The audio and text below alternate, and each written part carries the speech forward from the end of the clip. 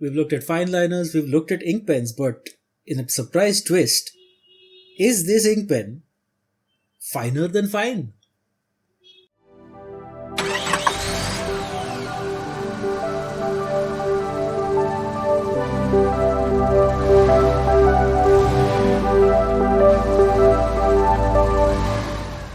Hello and welcome to Stationery Test Drive, where every week the three of us take strange tools and fun tools and, well, crazy student tools for a test drive.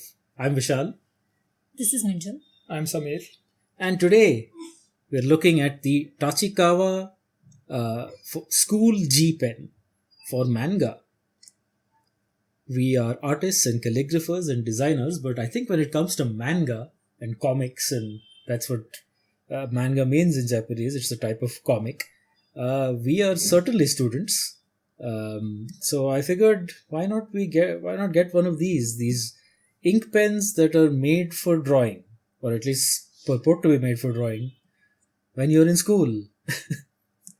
And first of all, there are also G pens, which is an entire thing that I did not know of until I started looking into comic book making. What is a G pen? I think they're not just used for comic book making, but they're also a particular dip pen that's used for lettering as well. Extensively used for calligraphy. A lot of styles like copperplate, Spencerian, there's modern calligraphy. The lettering artists actually advise using G Nibs. Mm-hmm. So they're supposed to be very flexible and very fine. They are very flexible. This one takes a bit of time to get going, and that was one thing that I was warned about when buying them, that you need to use them every day, which for scribbling like this, it works. But then when you try to do that flex, which is what the G pens are known for, then you kind of need ink flow that's a bit, Yeah, I think from what I read about these particular pens, one of the provisos that everyone brings up is that you kind of need to use it at least once a week, or it does dry out. There you go. That is how much range you can get, because if I just do it light, that's like that, and then all the way to that.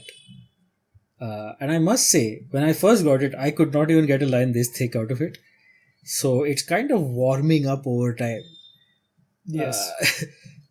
This pen is not an easy recommendation as a usability thing, but it's a damn good pen, I must say. But I think you touched on something that is important with this sort of pen. Everyone says that it takes using it for a while for the nib to kind of loosen up. Yeah, after a couple of weeks of using it, and the three of us using it for our various test drives, yes, now it's substantially different than the first day I got it. Like, this is fine. This is how it was on the first day. It's a bit scratchy, but the line you get is unbelievably fine, which is why we said it's finer than a fine liner. We covered a fine liner in the last episode, and we've covered fine liners before, but this is just... We've covered now a set of fine liners from Sakura. We've covered one from the Uniball company.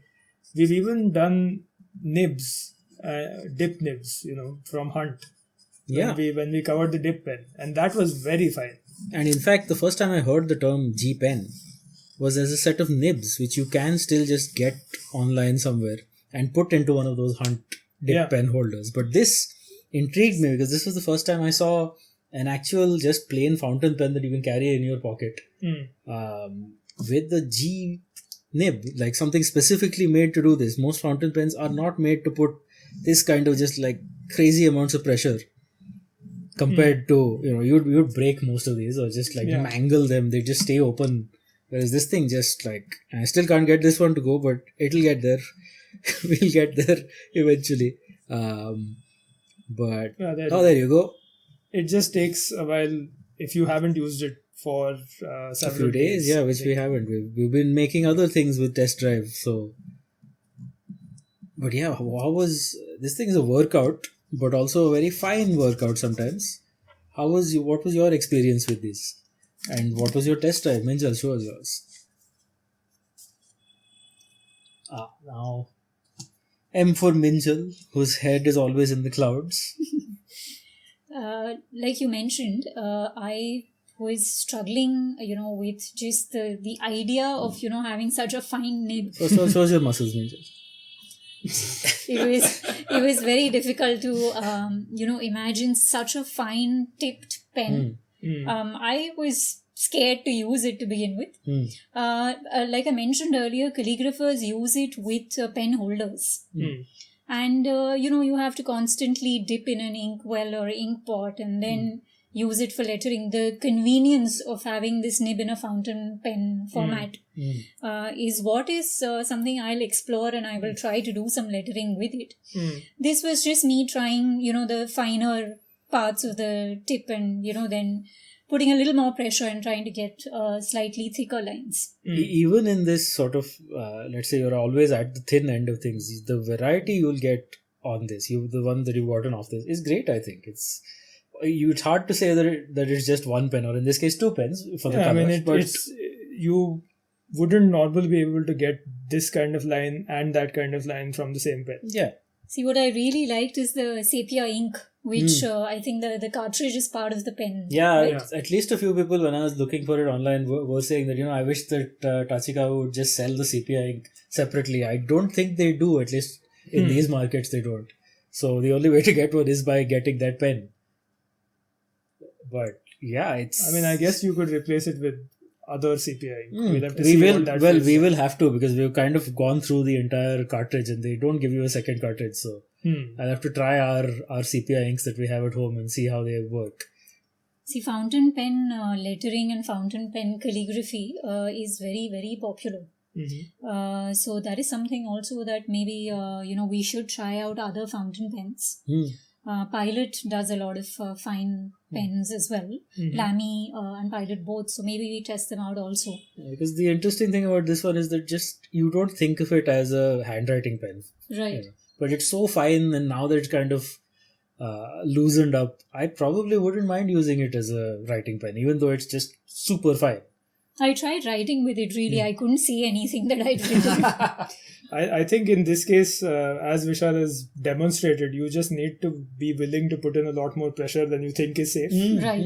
And it takes it. You'd never feel like, it's on the verge of splitting or anything like that. And speaking of super fine, those of you who are kind of fans of fountain pens in general, they do generally come in kind of a medium, a fine, and I forget what the larger size is called.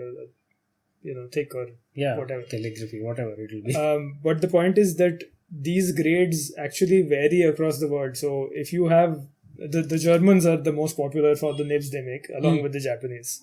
So what is a fine in a German nib is kind of more of a medium in a Japanese nib. Right, because when they're handwriting all those intricate characters in small spaces, you need something this finer. Is a fine Japanese nib, which will be much finer than a fine nib from anywhere else in the world. Super fine. Yeah, we are not used to it. We don't really, we are artists and calligraphers and designers. We are not, Japanese stenographers.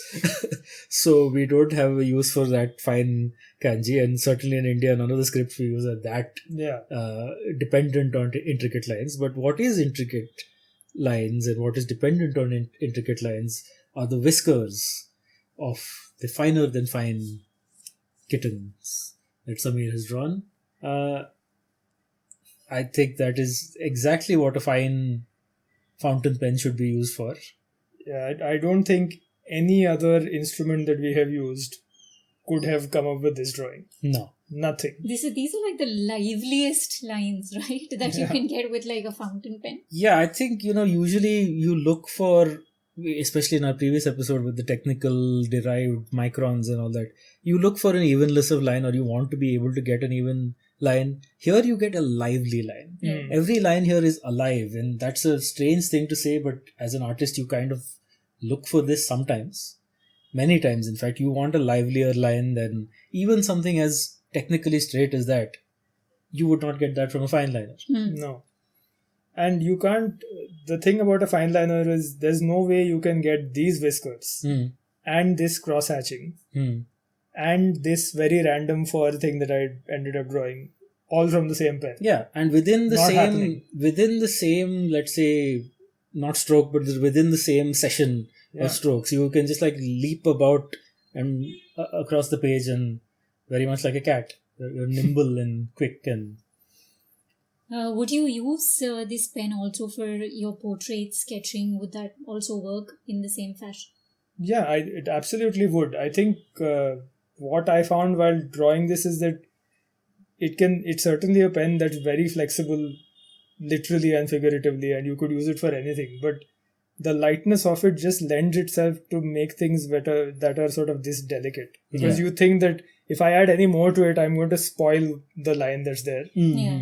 Like in general, if I was using a pen to do a portrait, I would tend to make it much more densely covered with marks. right. You'll lay down when you have the ink and everything to. Whereas put down. once I got to the head and I thought that okay, I need to add detail there, I didn't want to add detail anywhere else because Right. that was enough. Yeah, it fills itself in with very elegantly. You don't need to put down more to define either the contours or the lighting of it. It's all there. I mean, in a simple line. in some ways, it is, I guess, very Japanese of it. Yeah, Which is that it lends itself to do these things that are very minimal, and once you have put down this stuff, you don't think you need to add in more detail to make it better. It's better because of the simplicity. Yeah.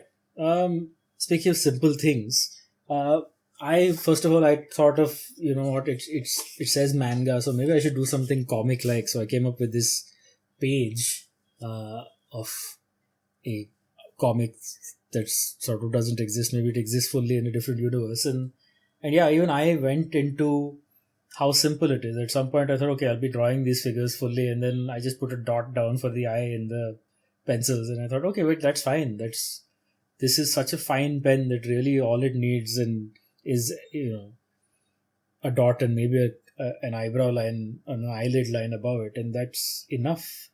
Yes, this is all exactly 2 pens. Everything from this to the finest little, which I hope it even shows up on camera. I hope I can even take photos of it that are this fine. This is an A4 sheet. You usually do comics at like 2 up or something. I'm not even sure how that would work if you shrunk these down, unless you had really These lines would not shrink. Yeah. Well, yeah, the finest ones. Yeah, unless you had some brilliant printer. This is not being reproduced, but just to use as a sketching medium, as a sort of a preparatory medium. I would love to do, let's say, my roughs, which I do in an A5 or something like that, of a comic using this pen. Because it's convenient, I can take it with me, I can draw really fine work without having to, sacrifice anything. Usually when you're sketching, you're doing these, really thick lines. Yeah, I mean, some of the facial lines that you have in there and there are practically invisible, but at least in person they're very clear. No, I was very happy with it. It took a while because it was still not as smooth as it is right now. So it's like it's a bit scratchy. You're kind of always worried that you're damaging. And yes, sometimes it pulls out material from even like a smooth paper like this, and it gets stuck in the nib. But it's very easy to just like pull out. You have to just keep a tissue handy and. Yeah, I think the extra fine Japanese nibs are maybe so sharp that it's very important to use a paper that's sturdy enough for it. And a paper that I don't know, because we tried smooth paper. I've tried it on rougher paper where it was like sort of it would cheap quality paper that's not even. I think again this comes down to a Japanese. Well, I can't call it a problem, but they are just so good at making paper that is extremely fine and extremely strong. Yeah. So for them, yeah, maybe they're just like, yeah, sure, this is how everything works. But the paper in the rest of the world just does not approach the strength of a good Japanese paper. So maybe we are suffering from that a little. We should try a good Japanese paper at some point, because I did enjoy this more than I thought I would. Even when there were times when I didn't enjoy it, and I was like, okay, this is not, this is too hard to do, and then suddenly I just like finish the line and be like, oh, that's better than I thought it would come out. So it's lively. It has its own life to it. It's not just, it's not a fine liner, and fine liners are good. We love them. And the other thing that's very surprising about this pen, and maybe another thing that's very Japanese about this pen, is how ridiculously inexpensive and informal this thing is. Yeah, this is a few dollars, even with import taxes in India. I mean, it's what I would consider a very, very specialized fine instrument, and yet it's made to look like it any looks like school pen. It looks like a cheap gel pen. That's the weird thing. Until you open this up and you see that, and you're like, oh wow! It's not using premium plastic and I don't know, lacquer finishes or anything. It looks like a pen that you can just throw in your pocket with your keys and you'll be fine with it. And you should, because why not have a pen that is so fine at doing all of this? I guess it reminds me a little, and we've covered Muji products before in our origami paper video. It kind of reminds me of that whole Japanese philosophy of simplicity, I guess. I mean, they go for the fact that you can make something that's not ostentatious but still brilliant technically. Yeah, it's a wolf in sheep's clothing, because that's certainly a sheep, but that's a wolf, and it bites. And speaking of Japanese and wolf in sheep's clothing, the Tachikawa company is actually a very fascinating one. We've looked around for information on them online, and there just isn't much. All we could find was other people guessing in some cases, and but finally we found their own site and tried to make the best that we could out of a Google translation of their history, and it is absolutely fascinating because the man who started this was born in 1874, and he was called Shinzo Izumiya. When he was 10, he decided to change his name, like the wolf in sheep's clothing. And he changed it to Tainosuke Tachikawa, which is where Tachikawa comes from. Okay. It's a nom de plume. Yes. Until his 20s, he was working, apprenticing, because back then everyone apprenticed in a trade. He was apprenticing in a clothing store. Mm-hmm. At 23, he decided to go out on his own and start his own clothing store. But for some reason, he was always interested in stationery. So in his clothing store, he would also sell brushes and nibs and inks. This character is a fascinating one because he then goes on by the time World War I comes through and then people are not able to import things anymore, he goes out and starts a stationery store. The first store in Japan that's called a stationery store. Wow. And it was called Stationery World. And he starts importing things and then eventually manufacturing nibs. And that's where the Tachikawa company comes from. That's a fascinating story. And if that wasn't enough, there's more. Tainosuke Tachikawa, because of World War I, decides that the Japanese industry of making pens needs to kind of band together because we can't get things from outside anymore, and holds the first stationery exhibition in Japan. Huh. And that's where you could say the whole of the Japanese stationery world starts, because all the companies get together and start talking to each other and collaborating, and there's this whole industry that's born. That is brilliant. And it's already a brilliant tool. Like I said, it's a hard tool to get used to. It's very easy to give up on this pen too early, I think. So, you know what? It has my highest recommendation, but be prepared for a marathon. Yeah. It's totally worth it, I think. I think we said something similar about the Hunt dip pens. Yes, and the Hunt, there, look, those are couched in that sort of, myth of the artist pen. It's like it's supposed to be hard. You're supposed to. Yeah, this one looks like a toy. Yeah, so you think it's so sort of friendly looking, and then it comes and it's like, oh wow, this is going to need. This is a duel almost. But the pen is mightier than the sword, they say. This pen is certainly mightier than many swords. Thank you to Mr. Tachikawa for all those years especially of putting a little stationery nook in your clothing store. We would love to have been there back then and gone and seen that. Maybe it's still around in some form. But yeah, this is a great pen. This is one of the greatest pens I've ever used, and I've barely scratched the surface of it.